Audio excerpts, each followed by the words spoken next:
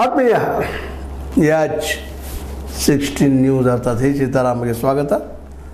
ನಾನು ನಿಮ್ಮವ MI ಅಥವಾ ಮಲ್ಲಪ್ಪ ಜೋತಾವರ್. ಆತ್ಮೀಯರೇ, ಈಗಾಗಲೇ ಲಾಲೂ ಪ್ರಸಾದ್ ಹೆಸರು ಯಾದವ್ ಯಾರು ಕೇಳಿಲ್ಲ. ಯಾಕಂದ್ರೆ ಮತ್ತೆ ಅವ್ರದ್ದು ಈಗ ಇನ್ನೊಂದು ಹಗರಣ, ಅದು ಇಲೆಕ್ಷನ್ ಸಮಯದಲ್ಲೇ. ಬಿಹಾರದ ಅತಿ ಪ್ರಮುಖ ಚುನಾವಣೆ ಇವತ್ತು. ಇಡೀ ದೇಶದ ಒಂದು ರಾಜಕೀಯ ಮನ್ವಂತರ ಬದಲಾವಣೆ ಆಗುವಂಥ ಸಂದರ್ಭದಲ್ಲೇ BJP ಯಾವುದೇ ಪ್ರಸಂಗದಲ್ಲೂ ಇದನ್ನು ಇವ್ರಿಗೆ ಅವಕಾಶ ಕೊಡೋ ಹಾಗಿಲ್ಲ. ಮಹಾಗಠಬಂಧನ ನಿಮಗೆ ಗೊತ್ತಿದೆ, ಕಾಂಗ್ರೆಸ್ ಮತ್ತು RJD ಇನ್ನುಳಿದ ಸಣ್ಣ ಸಣ್ಣ ಪಕ್ಷಗಳು, ಲೆಫ್ಟ್ ಐಡಿಯಸ್ಟ್ ಪಕ್ಷಗಳು ಕೊಡ್ಕೊಂಡು ಇವತ್ತು NDA ಇವ್ರದ್ದು ಹೋರಾಟ ಮಾಡ್ತಾ ಇದ್ದಾರಲ್ಲೇ. ಒಂದು ಕಡೆ ನಿತೀಶ್ ಕುಮಾರ್ ಮತ್ತು ಮೋದಿಯವರ ಜೊತೆಗಾರರು, ಇನ್ನೊಂದು ಕಡೆ ರಾಹುಲ್ ಗಾಂಧಿ ಮತ್ತು RJDಯ ತೇಜಸ್ವಿ ಯಾದವ್, ಅಂದ್ರೆ ನಮ್ಮ ಲಾಲೂ ಪ್ರಸಾದ್ ಯಾದವ್ರ ಮಗ. ಈಗ ಒಂದು ಮುಂದೆ ಇನ್ನೊಬ್ರು ಪಿಕ್ಕಿ ಅಂತ ಬಂದಿದ್ದಾರೆ ಇವತ್ತು, ನಿಮಗೆ ಗೊತ್ತದ, ಪ್ರಕಾಶ್ ಕಿಶೋರ್ ಅಂತೇಳಿ. ಪ್ರಕಾಶ್ ಕಿಶೋರ್ ಅಂತ ಬಂದಿದ್ದಾರೆ. ಅವರು ಹೊಸದಾಗಲ್ಲೇ ನಮ್ಮ ಏನಪ್ಪ ಅಂದ್ರೆ ಈ ಕೇಜ್ರಿವಾಲ್ ರೀತಿಯಲ್ಲಿ ಹೊಸ ಇದನ್ನು ಮಾಡಬೇಕಂತ ಪ್ರಯತ್ನ ಮಾಡ್ತಾಯಿದ್ದಾರೆ ಪಿಕ್ಕಿ ಅವರು.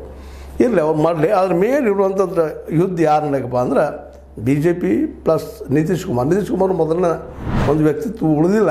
ಪಲ್ಟು ರಾಮ್ ಅಂಥೇಳಿ ಸಾಕಷ್ಟು ಗೇರಿಗೊಳಗಾಗ್ತಾ ಇದ್ದಾರೆ. ಆದರೂ ಇನ್ನೂ ಅವ್ರು ಹೇಳುತ್ತದೆ ಬಿಹಾರದಲ್ಲೇ ಅವರು ಮತ್ತು BJPಗೆ ಬೇರೆ ಇನ್ನೊಬ್ಬರು ನಾಯಕ ಇಲ್ಲಲ್ಲೇ.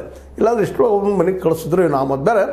ಆದ್ರೆ ಇವತ್ತು ಅವ್ರು ಕುಡ್ಕೊಂಡು ಈ ಒಂದು ಇಂಡಿಯಾ ಅಂದ್ರೆ ಲಾಲೂ ಪ್ರಸಾದ್ ಯಾದವ್, ಅವರ ಮಗ ತೇಜಸ್ವಿ ಯಾದವ್, ಇನ್ನೊಬ್ಬರು ನಮ್ಮ ಕಾಂಗ್ರೆಸ್ ರಾಹುಲ್ ಗಾಂಧಿ, ಇನ್ನೂ ಲೆಫ್ಟಿಸ್ಟೆಲ್ಲ ಕುಡ್ಕೊಂಡ್ರೆ ಈ ಒಂದು ಚುನಾವಣಾ ಕಾರ್ಯಕ್ರಮದಲ್ಲಿ ಬಂದದ ಸಮೀಪ ಇನ್ನು ಸ್ಟಾರ್ಟ್ ಆಗಬೇಕು ಅನ್ನೋದ್ರೊಳಗೆ ಲಾಲೂ ಪ್ರಸಾದ್ ಯಾದವ್ರ ಮೇಲೆ ಭಾಳಷ್ಟು ಹಗರಣಗಳು ಏನೇನು ಮಾಡ್ತಾ ಇರ್ತಾರೆ ಅವರು.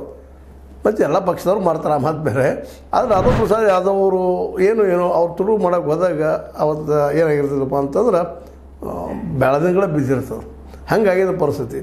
ಯಾಕಂದರೆ ಆ ಸಂದರ್ಭದಲ್ಲೇ CBI 2004, 2014 ಮಧ್ಯದಲ್ಲೇ ಒಡಿಶಾ ಪುರಿ ಹಾಗೂ ಜಾರ್ಖಂಡ್ ರಾಂಚಿ ನಡುಕ ಭಾರತೀಯ ರೈಲ್ವೆ ಹೋಗೋದಕ್ಕೆ, ಅಲ್ಲಿ ಆಹಾರ ಒದಗಿಸೋದು ಮಾಡೋದಕ್ಕೆ ಅದು ಕಾಂಟ್ರಾಕ್ಟ್ ಒಂದು ಮಾಡಿಸೋ ಇದರಲ್ಲೇ ಅಲ್ಲಿಯೇ ಒರಿಜಿನಲ್ ಒಂದು 5 ಸಂಸ್ಥೆ ಬಿಟ್ಕೊಂಡು ಪಾಟ್ನಾದ ಬಿಹಾರಿಗಳಿಗೆ ಅನುಕೂಲ ಮಾಡಿಕೊಟ್ಟ ತಮ್ಮ ಅವ್ಯವಹಾರ ಮಾಡಿದ್ದಾರೆ ಅಂತ ಒಂದು ಆರೋಪ.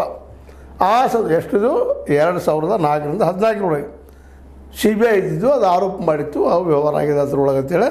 ನಮ್ಮ ಏನಪ್ಪ ಅಂತಂದ್ರೆ ಈ ವಿಶೇಷವಾಗಿ ಈ ಭಾರತೀಯ ರೈಲ್ವೆ ಮತ್ತು ಕ್ಯಾಟರಿಂಗ್ ಪ್ರವಾಸೋದ್ಯಮ ನಿಗಮ ಅಂದ್ರೆ IRCTC ಇಲ್ಲಿ ವ್ಯವಹಾರ ನಡೆದ, ಅದರ ಗದ್ದಲ ಮಾಡ್ಕೊಂಡು ದುಡ್ಡು ಹೊಡೆದಾರಪ್ಪ ಇವರು ಅಂತೇಳಿ.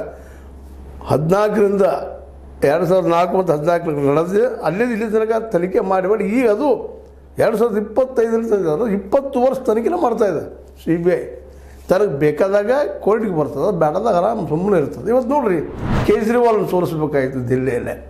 ಆ ಸಾರಾಯಿ ಸಲುವಾಗಿ ಅದು ಗೋಠಾಲ ಆಗಿತ್ತು ಅಂತೇಳಿ ದೊಡ್ಡ ಪ್ರಮಾಣ ಮಾಡಿ ಅವ್ರು ಒಂದು 6 ದಿನ ಒಳಗೆ ಹೋಗೋದು ಮಾಡಿ ನೀವು ನೋಡಿದ್ದೀವಿ ಅದನ್ನು.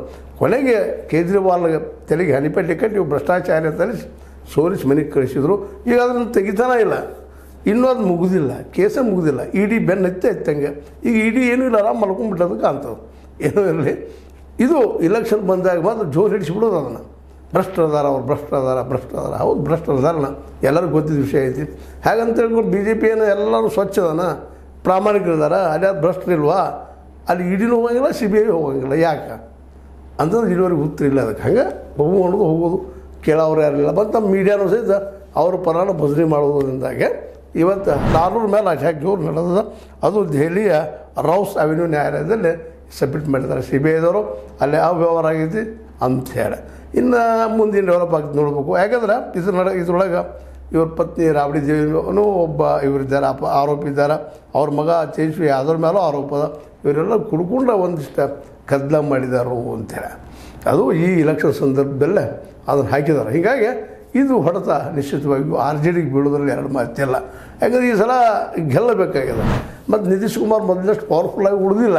BJPಗೆ ಅಲ್ಲಿ ತನ್ನ ಅಸ್ತಿತ್ವ ಪಡ್ಕೋಬೇಕಾಗಿದೆ. ಮತ್ತು BJP ಕೈಯಲ್ಲಿ ಈಗ ಅದಕ್ಕೂ ನಿಧಾನಕ್ಕೆ ಗೊತ್ತಾಗಿರ್ತದೆ, NDA ಜೊತೆಗೆ ಏಗೋದು ಗುದ್ದಾಡೋದು ತೊಂದರೆ ಆಗ್ಲಿಕ್ಕತ್ತದ. ಅದ್ರ ಜೊತೆಗೆ ನಾವು ಸೋಲಬಲ್ವಿ ಅನ್ನುವಂಥ ವಿಷಯ ಏನಾಗ್ಲಿಕ್ಕತ್ತದಪ್ಪ ಅಂತಂದ್ರೆ ಅವ್ರ ಮನಸ್ಸಿಗೆ ಹೋಗೋದ್ರಿಂದಾಗಿ ನಿಧಾನಕ್ಕೆ ಇವತ್ತು ಬಿ ಜೆ ಪಿ ಇದ್ದಿದ್ದು ಹೆಂಗಾದ್ರೂ ಗೆಲ್ಲಬೇಕಪ್ಪ ನಾವು ಅಂತೇಳಿ ಮತ್ತು ಎಲ್ಲ ತಂತ್ರಗಳನ್ನ ಮಾಡಿದಾಗ ಆಗುವಂಥದ್ದು ಜನರಿಗೆ ಮತ್ತು ನೀವು ಭ್ರಷ್ಟಾಚಾರಪ್ಪ ಹಿಂದೆ ಈಗಾಗಲೇ ಗೊತ್ತದ ಅವ್ರನ್ನ ಭ್ರಷ್ಟಾಚಾರದ ಆರೋಪ ಇದ್ದಾವೆ ಪೂರ್ಣವಾಗ್ಯಾವ ಶಿಕ್ಷಣ ಆಗೈತಿ ಮೇವಿನ ಹಗರಣ ಗೊತ್ತದ ಎಲ್ಲರಿಗೂ ಈ ಎಲ್ಲ ನೆಲೆಗಟ್ಟಿನೆಲ್ಲ ಇವತ್ತು ಮತ್ತು ಲಾಲು ಅವ್ರ ಮೇಲೆ ಇದೊಂದು ಹಗರಣವನ್ನು ಹೊರಸಿದಾರೆ ಮುಂದೆ ಅದಕ್ಕೆ ಅದರಲ್ಲಿ ಮುಖ್ಯವಾಗಿ 3 ಜನರನ್ನು ಅದರಲ್ಲಿ ಇದು ಹೇಳೋದಿರೋ ಪ್ರಯತ್ನ ಮಾಡಿದ್ದಾರೆ ಮುಖ್ಯವಾಗಿ ತೇಜಸ್ವಿ ಯಾದವ್ ಯಾಕಪ್ಪ ತೇಜಸ್ವಿ ಯಾದವ್ ಮತ್ತು ರಾಹುಲ್ ಗಾಂಧಿ ಇವತ್ತು ಬಿಹಾರದಲ್ಲೇ ಸ್ಟಾರ್ ಆಗಿದ್ದಾರೆ ಇಬ್ಬರು ಅದರಲ್ಲೂ ಮುಖ್ಯವಾಗಿ ನಿಮಗೆ ಗೊತ್ತದ ಓಟ್ ಕದಿಯುವಂಥದ್ದು ಓಟ್ ಕದಿಯುವ ಅಥವಾ ಮತಗಾಳತನ ಇವೆಲ್ಲ ಭಾಳಷ್ಟು ಆಗಿದೆ ಅಂತ ಕೇಸ್ ಮಾಡಿದರು ಓಡಾಡಿದರು ಜನಕ್ಕೆ ತಿಳಿಸೋ ಪ್ರಯತ್ನ ಮಾಡಿದರು ಯಾವ ರೀತಿಯಾಗಿ ಓಟ್ಗಳು ಒಂದು ಮನೆಯಲ್ಲಿ ಮತ್ತು ಸುಳ್ಳೇನೂ ಅಲ್ಲ ಈ ಮತ್ತೆ ಹೊಸದಾಗಿ ಮಾಡಿತು ಎಲೆಕ್ಷನ್ ಕಮಿಷನ್ನ ಮಾಡಿದಾಗ ಅದರಲ್ಲಿ ಒಂದು ಮನೆಯಲ್ಲೇ 600 ಜನರು ಇರ್ತಾರೇನ್ರಿ 500 600 400 360 70 ಇರ್ಬೋದು 60 70 85 ಇರ್ಬೋದು ಆದ್ರೆ 500 ಒಂದೇ ಅಡ್ರೆಸ್ ಮೇಲೆ ಇರ್ತಾರೆ ಅಂತ ಈ ಹೊಸದಾಗಿ ಸೋಷಿ ತೆಗೆದಂತಹ ಮತದಾರ ಲಿಸ್ಟ್ನಲ್ಲಿದ್ದಾವೆ ಅದನ್ನು ಇವತ್ತು ಬಿಡುಗಡೆ ಮಾಡಿದ್ದಾರೆ ಇದರ ಅರ್ಥ ಏನು ಅಂತ ಇಂಥದನ್ನು ಮಾಡಿದ್ರು ಮಾದೇವಪುರದಲ್ಲಿ ನಮ್ಮ ರಾಹುಲ್ ಗಾಂಧಿ ತೋರಿಸಿದ್ರು ಎಷ್ಟು ಇಲ್ಲಿ 1 ಲಕ್ಷ ಮೇಲೆ ಸಮಥಿಂಗ್ ಏನಪ್ಪ ಅಷ್ಟು ಹೆಚ್ಚಿಗೆ ಮತಗಳು ಇಲ್ಲಿ ಬಂದಿದ್ದು ಅದಕ್ಕೆ ಅದರಂತ ಅವು ನಮ್ಮ ಠಾಕೂರ್ ಅವರು ತೋರಿಸಿದ್ರು ಇಲ್ಲ ಕಾಂಗ್ರೆಸ್ ಇದರಲ್ಲಿ ನಡೆದಿದ್ದಿಲ್ಲ ಒಟ್ನಲ್ಲಿ ಇಬ್ಬರದಲ್ಲಿ ಎರಡೂ ಪಾರ್ಟಿಲಿದ್ರೆ ನಡೆದಿಲ್ಲ ಅಂತಲ್ಲ ಆದರೆ ಬಿ ಜೆ ಪಿ ಬಂದ ಮೇಲೆ ಅದರಲ್ಲೂ ಮುಖ್ಯ ಚುನಾವಣಾ ಅಧಿಕಾರಿನ ಆಯ್ಕೆ ಮಾಡುವ ಶಕ್ತಿ ಕೇವಲ ಪ್ರಧಾನಿ ಮತ್ತು ಅವ್ರ ಕ್ಯಾಬಿನೆಟ್ಗೆ ಇರೋದ್ರಿಂದಾಗೆ ವಿರೋಧ ಪಕ್ಷದ ಓಟ್ ಅದ ಅಲ್ಲ ಇದ್ದೂ ಇಲ್ಲ ಎರಡೂ ಒಂದರೊಳಗೆ ಗೆದ್ದು ಬಿಡ್ತಾರೆ ಅವರು ಇವತ್ತು ಎಲೆಕ್ಷನ್ ಕಮಿಷನ್ ಹೇಳೋದನಪ್ಪ ಅಂತಂದ್ರೆ ಪೂರ್ತಿ ಬಿ ಜೆ ಪಿಗೆ ಬದ್ಧ ಆಗಿರುವಂಥ ವ್ಯಕ್ತಿ ಅದರ ಜ್ಞಾನೇಶ್ ಕುಮಾರ್ ಅಂತೇಳಿ ಅವ್ರನ್ನ ಆರೋಪ ಸಾಕಷ್ಟು ಮಾಡ್ತಾ ಇದ್ದಾರೆ ಅದಕ್ಕೆ 65 ಲಕ್ಷ ವೋಟರ್ಸ್ ಈಗ ಕಟ್ಟು ಮಾಡಿದ್ದಾರೆ ಇದರಿಂದ ಮತ್ತೆಲ್ಲ ಸ್ವಚ್ಛ ಆಗೈತೆ ಹೇಳ್ತಾರೆ ಒಂದೊಂದು ಮನ್ಯಾಗ 500 600 ವೋಟರ್ಸ್ ಅದಾಕಲ್ಲ ಒಂದು ಏರಿಯಾದಲ್ಲೇ ಇದೆಲ್ಲ ಗಮನಿಸಿದಾಗ ಈ ಒಂದು ಲಾಲು ಅವ್ರ ಮೇಲೆ ಇದೊಂದು ಇತ್ತು ಈ ಸಲ ಲಾಲು ಪ್ರಸಾದ್ ಯಾದವ್ ಮತ್ತು ನಮ್ಮ ರಾಹುಲ್ ಗಾಂಧಿ ಜೊತೆಗೆ ಕಮ್ಯುನಿಸ್ಟ್ರು ಅಲ್ಲಿ ಸ್ವಲ್ಪ ಪವರ್ಫುಲ್ ಕಾಣ್ತಾ ಇದ್ದಾರೆ ಮಹಾಗಠಬಂಧನದಲ್ಲೇ ಅವರು ಗೆಲ್ಲುವ ಸಾಧ್ಯತೆಗಳು ಹೆಚ್ಚದಾವ ಹೋಪ್ಸ್ ಹೆಚ್ಚದಾವ ಅದ್ರ ನಡುವೆ ಒಂದು ಪಿ ಕೆ ಅಂತ ಬರ್ತಾರೆ ನಿಮಗೆ ಗೊತ್ತದ ಪ್ರಕಾಶ್ ಕಿಶೋರ್ ಅಂತೇಳಿ ಪ್ರಕಾಶ್ ಕಿಶೋರ್ ಅಂತೇಳಿ ಅವರಿಂದವ್ರು ಇವತ್ತು ಜೋರ್ದಾರಾಗಿ ಅವರು ತಮ್ಮ ಪ್ರಯತ್ನ ಮಾಡ್ತಾಯಿದ್ದಾರೆ ಆದರೆ ಅವ್ರು ಗೆಲ್ತಾರೆ ಅಧಿಕಾರಕ್ಕೆ ಬರ್ತಾರೆ ಅಂತ ಹೇಳೋದು ಭಾಳ ಕಷ್ಟ ಯಾಕಪ್ಪ ಅಂತಂದ್ರೆ ಅವರು ಕಾಂಗ್ರೆಸ್ಸಿಂದೋ ಅಥವಾ ಆರ್ ಜೆ ಡಿ ಓಟ್ ಕದಿಬೋದು ವಿನಃ ಬಿ ಜೆ ಪಿಗೆ ಪರ ಇದ್ದಂಗೆ ಇದ್ದಾರೆ ಅವರು ಐಡಿಯಾಲಜಿ ಹೀಗಾಗಿ ಅವರು ಇವತ್ತು ಹೆಚ್ಚಿಗೆ ಮಹಾಗಠಬಂಧನಕ್ಕೆ ಹೊಡೆತ ಕೊಡುವಂಥ ಸಾಧ್ಯತೆಗಳಿದ್ದಾವೆ ಅದೇನೂ ಇರಲಿ ಇನ್ನು ಜನಕ್ಕೆ ಬಿಟ್ಟಂಥ ವಿಷಯ ಆದರೆ ಅಲ್ಲಿ ಜೆನ್ಯೂನ್ ಜನ ಇದ್ದಾರೇನೋ ಅನ್ನುವಂಥ ಒಂದು ಮತ್ತೊಂದು ಪ್ರಶ್ನೆ ಮಾಡಿ ಇರ್ತದೆ ಯಾಕಂದ್ರೆ 65 ಲಕ್ಷ ಜನ ವೋಟರ್ಸ್ ಕಟ್ ಮಾಡಿದ್ದಾರೆ ನಂತರ ಮತ್ತು ಗಂಧ ಬಿಟ್ಟರು 30 ಇಳಿಸಿದ್ರು 3 ಇಳಿಸಿದ್ರು ಏನೋ ಮಾಡ್ತಾ ಇದ್ದಾರೆ ಒಟ್ಟಿನಲ್ಲಿ ಇನ್ನೂ ಪರ್ಫೆಕ್ಟ್ ಆಗಿಲ್ಲ ವ್ಯವಹಾರ ಹೀಗಾಗಿ ಏನೋ ಆದರೂ ಆಗಲಿ ಈ ಮಾತ್ರ ಲಾಲು ಅವರ ಕುಟುಂಬದ ಮೇಲೆ ಈ ಆರೋಪ ಬಂದಿದ್ದರಿಂದ ಈಗ ಸಹಜವಾಗಿ ಎಲ್ಲರಿಗೂ ಅನಿಸ್ತದೆ ಚುನಾವಣೆ ಬಂದದಪ್ಪ ಇನ್ನು ಚುನಾವಣೆ ಸರಿ ಮಾಡ್ತಾ ಇದ್ದಾರೆ ಬಟ್ ಜನ ಅದನ್ನು ನಂಬ್ತಾ ಇರ್ತಾರೆ ನಂಬಲಿ ಏನು ಅಡ್ಡಿ ಇಲ್ಲ ಆದರೆ ಅಷ್ಟು ಸುಲಭಿಲ್ಲ ಈ ಸಲ ನಮ್ಮ ಮೋದಿಯವರು ಶಾ ಅವರು ಮಾಡುವಂಥ ಈ ಒಂದು ಗದ್ದಲ ಅವ್ರಿಗೆ ಅನುಕೂಲ ಆಗ್ತದೆ ಅನ್ನೋಕ್ಕಿಂತಲೂ ಅನಾನುಕೂಲ ಆಗ್ತದೆ ಅಂತ ವಿರೋಧಿಗಳು ಮಾತಾಡ್ತಾರೆ. ಸ್ವತಂತ್ರವಾದ ಮೀಡಿಯಾಗೆ ಬೇಕಾಗಿರುವುದು ಸ್ವತಂತ್ರ ಧ್ವನಿ.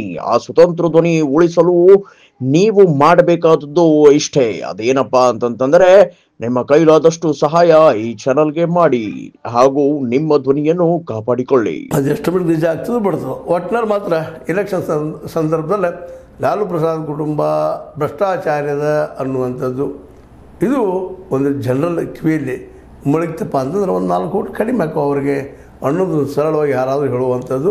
ಬಟ್ ಈ ಸಲ ನೋಡ್ಬೇಕಾದ್ರೆ ಜನ ಬಿಹಾರಿಗಳು ಏನು ಮಾಡ್ತಾರೆ ಅದಕ್ಕೆ ಉತ್ತರ ಕೊಟ್ಟಾರೆ. ಬಟ್ ದೇಶವ್ರನ್ನ ಬಿಹಾರಿಗಳು ಹೊರಗೆ ನಮಗೇನು ಓಡಿಸೋಕೆ ಸಾಧ್ಯವಿಲ್ಲ ಹಾಗೆ ಏನು ಕೊಟ್ಟಿದ್ದಾರೆ. ಆದರೆ ಇವರು ಸ್ವತಃ ಆದಷ್ಟು ಭ್ರಷ್ಟಾಚಾರ ರಹಿತ ಆಡಳಿತ ಆ ಸಂದರ್ಭದಲ್ಲಿ ಕೊಟ್ಟಿದ್ರೆ ಇವತ್ತು ದುಸ್ಥಿತಿ ಬರ್ತಿರಲ್ಲ ನೋಡಿರಿ. 2004ರಿಂದ 2014 ನಡೆದಂಥ ಘಟನೆ ಅದು ಅವತ್ತು ಎನ್ಕ್ವೈರಿ ಆಗಿ ಏನೋ ಮಾಡಿ ಎಲ್ಲ ಮುಗಿಬೇಕಾಗಿತ್ತು, ತನಗೆ ಮುಗಿದಿಲ್ಲ. ಇನ್ನೂ 2025 ಎಲ್ಲ ಹುಷಾರು ಪಟ್ಟಿ ಮಾಡಿ ತಂದು ಹಚ್ಚಿದ್ದಾರೆ. ಅದು ಏನು ಮಾಡಿದೆ ಏನಿಲ್ಲ ಅದಕ್ಕೆ ಬಿಟ್ಟಿದೆ. ಯಾಕಂದರೆ ಸಣ್ಣ ಪೀರಿಯಡ್ ಅದು 20 ವರ್ಷಗಳ ತನಿಖೆನ ಇದು 2014ರಿಂದ 2024 10 ವರ್ಷ ಆಯಿತು. ಅಂದ್ರೆ ಅದಕ್ಕೆ ಮೊದಲಿಂದು ಅಂದ್ರೆ 10-12 ವರ್ಷ ಬರೀ ತನಿಖೆನ ಈಗ ಇಲೆಕ್ಷನ್ ಸಂದರ್ಭದಲ್ಲಿ ಇದನ್ನು ತಂದಿದ್ದಾರೆ ನಮ್ಮ ಮೋದಿ ಅವರು ನ್ಯಾಯಾಲಯ ಮೂಲಕ. ಮತ್ತು ಅದಕ್ಕೂ ನ್ಯಾಯಾಲಯಕ್ಕೆ ಏನು ಅನ್ನೋದಂಗೆ CBI ಈಗ ದೋಷಾರೋಪ ಪಟ್ಟಿ ಕೊಟ್ಟದ ಈ ನೋಟಿಸ್ ಕಳಿಸ್ಯಾರ. ಇದು ಎಷ್ಟರ ಮಟ್ಟಿಗೆ ಬರೋ ಚುನಾವಣೆಯಲ್ಲಿ ಯಾಕೆ ಎದುರಿಸ್ತಾ ಇದೆ ಅಂತೇಳಿ. ಕೇವಲ ಅಲ್ಲಿ ಒಂದು ಪಾರ್ಟಿ ಇರೋದ್ರಿಂದ ಪಾರ್ಟಿ ಫಂಡ್ ಬೇಕಾಗ್ತದೆ, ಪಾರ್ಟಿ ಫಂಡ್ ಬೇಕಾದ್ರೂ ಇಂಥ ಕೆಲಸಗಳು ಆಗ್ತಾವೆ ಅಂತೇಳಿ ನಾವು ಸಾಮಾನ್ಯವಾಗಿ ನಂಬ್ಕೊಂಡು ಹೋಗ್ತಾ ಇದ್ದೀವಿ. ಬಟ್ ಇದರಿಂದಾಗಿ ಇವತ್ತು ವಿರೋಧಿಗಳು ಅದರಲ್ಲೂ ಇಂಡಿಯಾ ಗಠಬಂಧನದ ಒಂದೇನು ಸದಸ್ಯರಿದ್ದಾರೆ ಅವ್ರಿಗೆ ಹೊಡೆದು ಬೀಳೋದು ಸ್ವಾಭಾವಿಕ ಅದ. ಅದೇನೋ ಆಗಲಿ, ಬಿಹಾರದಲ್ಲಿ ಮಾತ್ರ ಬಿಹಾರಿಗಳು ಯಾವ ರೀತಿಯ ಡಿಸಿಷನ್ ತೊಗೊಳ್ತಾರೆ ಅನ್ನೋದು ಮಾತ್ರ ಈ ಮುಂದಿನ ಚುನಾವಣೆಯಲ್ಲಿ ಗೊತ್ತಾಗುವಂಥದ್ದು. ಜೊತೆಗೆ ಈ ಸಲ ಜನ ಅದರಲ್ಲೂ ನಿತೀಶ್ ಕುಮಾರ್ ಮತ್ತು ಮೋದಿಯವ್ರ ಮೇಲೆ ಭಾಳಷ್ಟು ಪ್ರೀತಿ ವಿಶ್ವಾಸ ಇಟ್ಟಿಲ್ಲ ಅಂತೇಳಿ ಹೇಳ್ತಾರೆ. ಬಟ್ ಹೇಳಲಿಕ್ಕೆ ಆಗೋದಿಲ್ಲ, ಯಾಕಂದ್ರೆ ಚುನಾವಣೆಯನ್ನು ಮತ್ತು ಚುನಾವಣೆಯನ್ನು ಗೆಲ್ಲುವುದರಲ್ಲೇ ಮೋದಿ ಮತ್ತು ಅದರಲ್ಲೂ ಅವ್ರ ಜೊತೆಗಾರ ನಮ್ಮ ನಿತೀಶ್ ಕುಮಾರ್ ಅವ್ರು ಭಾಳ ಏನಪ್ಪ ಅದು ಎಕ್ಸ್ಪರ್ಟ್ ಇದ್ದಾರೆ, ಅಷ್ಟಿಗೆ ಗೆಲ್ತಾರೆ ಅವರೇನು ಅನ್ನೋಂಥ ಇದ್ದರೂ ಸಹಿತ ನೋಡೋಣ ಬಿಹಾರಿಗಳು ಏನು ಮಾಡ್ತಾರೆ. ಒಂದು ಕಡೆ ತಪ್ಪು ಮಾಡಿ ನಿಂತ ಏನಾದ್ರು ಒಳ್ಳೆಯ ಆಡಳಿತ ಕೊಡಬೇಕು ಅನ್ನುವಂಥ ತೇಜಸ್ವಿ ಯಾದವ್ ಅವರು, ಇನ್ನೊಂದು ಕೂಡ ಅದೇ ತಪ್ಪುಗಳನ್ನ ಮಾಡ್ತಾ ಬಂದಿರುವಂಥ ನಿತೀಶ್ ಕುಮಾರ್ ಅವರು ಹೊರಗೆ ಬರ್ತಾಯಿಲ್ಲ ಅಷ್ಟ. ಇಡಿ CBI ಈ BJP ಮತ್ತು BJP ಬೇಕಂತ NDA ಈ ನಾಯಕರ ಮೇಲೆ ದಾಳಿ ಮಾಡೋದಿಲ್ಲ ಅನ್ನೋದು ನಾವು ನೋಡಿದ್ದೀವಿ ಈಗಾಗಲೇ. CBI ಮತ್ತು ಇಡಿಗಳ ಬದ್ಧದಲ್ಲಿ ಮಾತು ಹೇಳ್ತಾ ಇದ್ದೀನಿ. ಆದರೆ ವಿರೋಧಿಗಳ ಮೇಲೆ ಮಾತ್ರ ಅಟ್ಯಾಕ್ ಮಾಡ್ತಾರೆ. ಮತ್ತು ನೋಡ್ರಿ, ಈಗ ಎಲೆಕ್ಷನ್ ಬಂದದ 2014 ಮುಗಿದೈತದು. ಇಲ್ಲೂ ನೀವು ತನಿಖೆ ಮಾಡಿ ಈಗೇನು ದೋಷಾರೋಪ ಪಟ್ಟಿ ಸಲ್ಲಿಸೋದು ಅದು ಮತ್ತೆ ಆವಾಜ್ ಮಾಡಿ ಭ್ರಷ್ಟದಾರ ಅಂತ ಹೇಳುವಂಥದ್ದು. ಅದರಲ್ಲೂ ಕೊನೆಯದಾಗಿ ನಿಮಗೆ ಹೇಳುವಂಥದ್ದು ಏನಪ್ಪ ಅಂತಂದ್ರೆ, ನಮ್ಮ ಏನು ರವಿಶಂಕರ್ ಪ್ರಸಾದ್ ಹೆಸರು ಕೇಳಿದಿರಿ, BJP ಅವರವರು ಅವರಿದ್ದಂಥವ್ರ ಒಂದು ಆರೋಪ ಮಾಡ್ತಾರೆ ನಮ್ಮ ಲಾಲು ಅವ್ರ ಮೇಲೆ. ಮೇವು ತಿನ್ನುವುದು, ಮೇವು ಹಗರಣ, ಡಾಂಬರು ಕುಡಿಯುವುದು ಮತ್ತು ಬಡವರ ಭೂಮಿಯನ್ನು ಕಬಳಿಸುವುದು RJD ಸರ್ಕಾರದ ಮಾದರಿಯಾಗಿದೆ. ಇದು ಬರೀ ಇಂಥ ಮೇವು ತಿನ್ನೋದು, ಡಾಂಬರ ಕುಡಿಯೋದು ಇಂಥ ಕೆಲಸದ ಪಾಪರೆ ಹಾಗೆಲ್ಲ ಮಾಡ್ತಾರೆ ಹೇಳ್ತಾ ಇದ್ದಾರೆ ಅವರು. ಅದೇ ಕಾಲಕ್ಕೆ ದೇಶ ಉದ್ಯೋಗ ಭರವಸೆಯನ್ನು ನಂಬಬೇಡಿ, ನಂಬಿದರೆ ನಿಮ್ಮ ಭೂಮಿ ಕಳೆದುಕೊಳ್ಳುತ್ತೀರಿ ಅಂತ ಮನವಿ ಮಾಡ್ತಾ ಇದ್ದಾರೆ. ಅಂದ್ರೆ ಕರೆಕ್ಟಾಗಿ ಸೂಟ್ ಆಗುವಾಗ ಇಲೆಕ್ಷನ್ದಲ್ಲಿ ಭ್ರಷ್ಟದಾರ ಪಾಪ ಮತ್ತೊಮ್ಮೆ ಪ್ರೂವ್ ಮಾಡುವಂಥದ್ದು. ಅಧಿಕಾರದಲ್ಲೇ ಈಗಿಲ್ಲ, ಈ ಕಳೆದ 25 ವರ್ಷದಿಂದ 20 ವರ್ಷಗಳಿಂದ ಆಡ್ತಾ ಬಂದಿದ್ದಾರೆ ನಿತೀಶ್ ಅವರು. ಹಿಂದಿನ ಹಗರಣ ಇವತ್ತು ತೊಗೊಂಡು ಬಂದ ಆದಷ್ಟು ಈ ಒಂದು ಏನಪ್ಪ ಅಂತಂದ್ರೆ ಲಾಲೂರ ಒಂದು ಸಾಮ್ರಾಜ್ಯ ಮರಳಿ ಬರಬಾರ್ದು ಅನ್ನೋ ದೃಷ್ಟಿಯಲ್ಲಿ ಮಾಡ್ತಿದ್ದಾರೆ. ಮಾಡಲಿ, ಎಲೆಕ್ಷನ್ದೆಲ್ಲ ಕಾಮನ್ ಇವೆಲ್ಲ. ಅದು ಜನ ಅಲ್ಲಿ ಬುದ್ಧಿವಂತರಿದ್ದಾರೆ, ಒಳ್ಳೆಯ ನಿರ್ಧಾರ ಹೋಗ್ಬೋದು ಬಿಹಾರಿಗಳು. ಯಾಕಂದ್ರೆ ನಿರುದ್ಯೋಗ ಇಡೀ ದೇಶದ ಹೆಚ್ಚದ, ಬಡತನದಲ್ಲಿ ಹೆಚ್ಚದ ಅನ್ನೋದನ್ನು ನಾವು ಬಿಡಿಸಿಡ್ಬೇಕಾದ್ರೆ ಜನ ಎಚ್ಚರಗೊಳ್ಬೇಕು, ಏನಾಗ್ತಾರೆ ಆಗಲಿ ಅಂತ ಹೇಳ್ತಾ ಲಾಲು ಅವರ ಬಳಗ ಗೆಲ್ತದನೋ ನಿತೀಶ್ ಮತ್ತು ಮೋದಿ ಅವ್ರ ಬಳಗ ಗೆಲ್ತನೋ ನೋಡೋಣ. ಬಳಗ ಯಾವ್ದು ಗೆದ್ದರೂ ಜನಕ್ಕೆ ಒಳ್ಳೇದು ಮಾಡಲಿ ಅನ್ನೋದು ಒಂದೇ ಉದ್ದೇಶ. ಆದರೆ ಆರೋಪಗಳು ಮಾತ್ರ ಒಂದರಿಂದ ಒಂದು ನಮ್ಮ ಲಾಲು ಪ್ರಸಾದ್ ಯಾದವ್ ಮತ್ತು ರಾಹುಲ್ ಗಾಂಧಿ ಅವರಿಗೂ ಆಗ್ತಿತ್ತು, ಮೊದಲು ಏನು ಕಡಿಮೆ ಆಗ್ಯದ, ನೋಡು ನಿನ್ನಾಗ್ತದೆ ಅಂತೇಳಿ ಹೇಳ್ತಾ ಇದು ಬಿಹಾರದ ಚುನಾವಣೆ ಚರ್ಚೆ. ಇದು ನಿಮ್ಗೆ ಲೈಕ್ ಆಗಿರ್ಬೋದು, ಲೈಕ್ ಮಾಡಿ, ಶೇರ್ ಮಾಡಿ, ಕಾಮೆಂಟ್ ಮಾಡಿ, ಜೊತೆಗೆ ಸಬ್ಸ್ಕ್ರೈಬ್ ಆಗೋದು ನಿಲ್ಲಿಸ್ಬಿಟ್ಟು. S60 ನ್ಯೂಸ್ ಅರ್ಥ ಇದು ಸತ್ಯದ ಕೈಗಳಲ್ಲಿ ವಂದನೆಗಳು.